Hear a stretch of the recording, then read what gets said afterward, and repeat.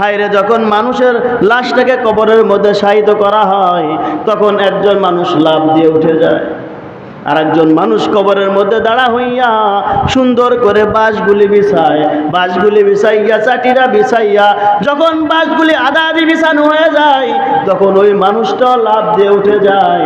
তখন ওই মুর্তার ব্যক্তি চিন্তা করে, হায় রে, আমার সন্তান দেখি হেঁটে চলে যায়, আমার বাবা দেখি হেঁটে চলে যায়, আমার নাতি পুতারা যাদের জন্য এত কষ্ট করলাম, বাজারে যাই, বাজার থেকে বিস্কিট না আনলে আমার নাতি আমাকে ছাড়ে নাই, এই নাতিও দেখি এখন এখান থেকে চলে যায়।